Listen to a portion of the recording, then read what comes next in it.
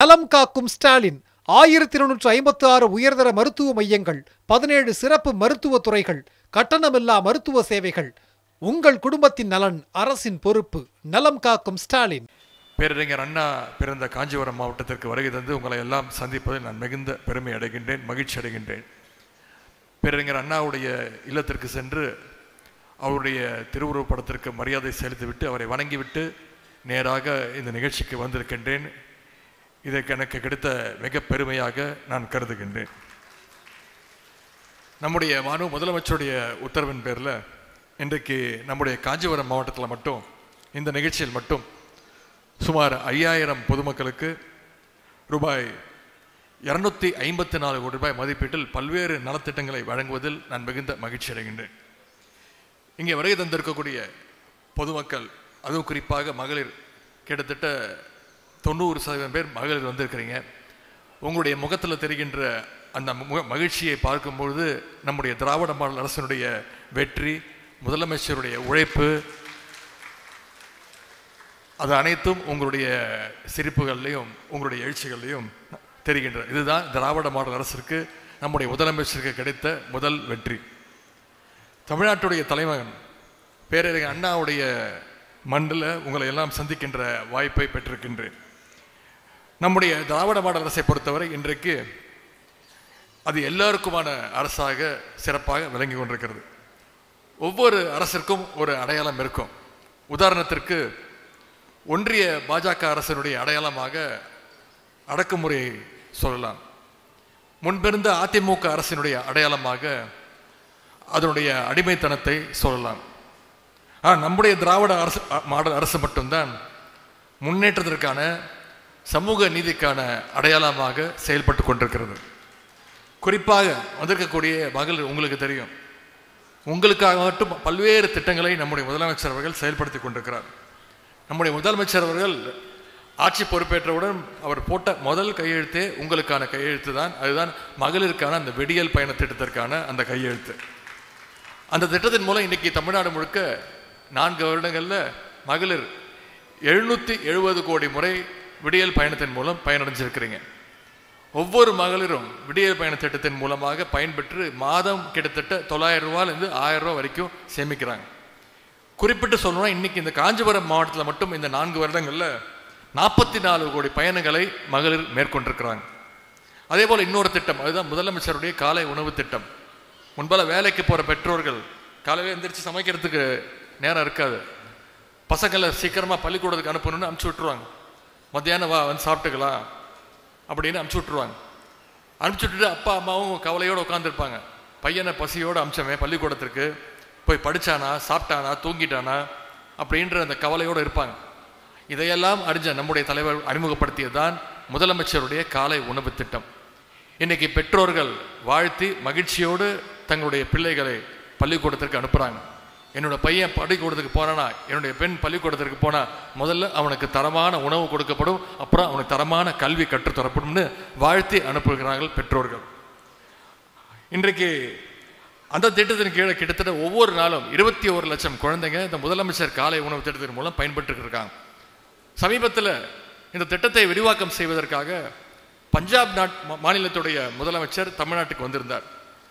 அந்த திட்டத்தை விரிவுபடுத்திய நிகழ்ச்சியை கலந்து கொண்டு அவர் பாராட்டி பேசினார். முதலமைச்சரை பார்த்து சொன்னார், தமிழக முதலமைச்சர் அவர்களே, சொன்னது யாருன்னா பஞ்சாப் மாநிலத்துடைய முதலமைச்சர், தமிழக முதலமைச்சர் அவர்களே, இது ஒரு சிறப்பான திட்டம், இந்த திட்டத்தை நான் என்னுடைய பஞ்சாப் மாநிலத்திலையும் நான் விரிவுபடுத்தப் போகின்றேன் அப்படின்னு பாராட்டி பேசியார் பஞ்சாப் மாநிலத்துடைய முதலமைச்சர்.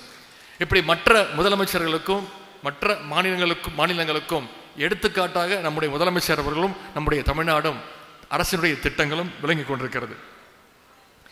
இது எல்லாத்திற்கும் மேலே வந்திருக்கக்கூடிய மகளிர் உங்கள் அத்தனை பேருக்கும் தெரியும், இது எல்லாத்திற்கும் மேலே இந்தியாவே திரும்பி பார்க்கக்கூடிய ஒரு திட்டம், அதுதான் கலைஞர் மகளிர் உரிமை தொகை திட்டம். இந்த திட்டத்தை நம்முடைய முதலமைச்சர் அவர்கள் இதே காஞ்சிபுரத்தில் அண்ணா பிறந்த நாளான செப்டம்பர் 15ஆம் தேதி 2023ஆம் ஆண்டு துவக்கி வச்சாங்க. இன்னைக்கு இந்த திட்டத்தின் மூலமாக கடந்த 2 வருஷமா ஒவ்வொரு மாசமும் சுமார் 1,15,00,000 மகளிர் மாதம் 1000 ரூபாய் மகளிர் உரிமை தொகையை பெற்றுக்கிட்டு இருக்காங்க. இந்த காஞ்சிபுரம் மாவட்டத்தில் மட்டும் குறிப்பிட்டு சொல்லணும்னா இந்த மாவட்டத்தில் மட்டும் ஒவ்வொரு மாசமும் 1,73,000 மகளிர் இந்த திட்டத்தின் மூலம் பயன்பெற்றுக்கிட்டு இருக்காங்க. இப்போது நடைபெறுகின்ற அந்த முகாம்கள் உங்களுடைய முதலமைச்சர் திட்டம் மூலமாக கூட நிறைய மகளிர் உரிமை தொகை எங்களை பேர் விடுபட்டு போயிடுச்சு, எங்களையும் சேர்த்துக்கோங்க அப்படின்னு அந்த மனுக்களை கொடுத்திருக்கிறீங்க. நிச்சயம் அந்த மனுக்கள் மீது நம்முடைய முதலமைச்சர் அவர்கள் அவருடைய வழிகாட்டுதல்படி நடவடிக்கை எடுக்கப்படும். விடுபட்ட மகளிருக்கும் நிச்சயமாக வெகு விரைவில் கலைஞர் மகளிர் உரிமை தொகை வழங்கப்படும் என்பதை இங்கே நான் தெரிவித்துக் கொள்கின்றேன். இங்கே இன்றைக்கு நிறைய பேர் வீட்டுமனை பட்டாக்களை வாங்க வந்திருக்கிறீங்க. பட்டாங்கிறது உங்களுடைய பல நாள் கனவு. இன்னும் சொல்லப்போனால் அரசு அலுவலகங்களுக்கு போய் நீங்கள் பட்டாவுக்காக காத்திருந்த அந்த நேரம் மாறி இன்னைக்கு அரசே உங்களை தேடி உங்களுக்கான பட்டாவை கொடுக்க இருக்கின்றது. ஏன்னா உண்ண உணவு, உடுத்த உடை, இருக்க இடம் என்பது மூன்றும் தான் மனுஷங்களுக்கு மிகவும் தேவையான அத்தியாவசியமான விஷயங்கள். இதில் இருக்க இடம் என்பது அத்தியாவசிய தேவை மட்டுமல்ல, அது உங்களுடைய உரிமை. அந்த உரிமையை நிலைநாட்டுகின்ற வகையில் இன்னைக்கு உங்களுடைய கைகளில் உங்களுடைய பட்டாக்கள் கொடுக்கப்பட இருக்கின்றது. இனி உங்கள் வீட்டில் நீங்கள் மகிழ்ச்சியாக சந்தோஷமாக நிம்மதியாக இருக்கலாம்.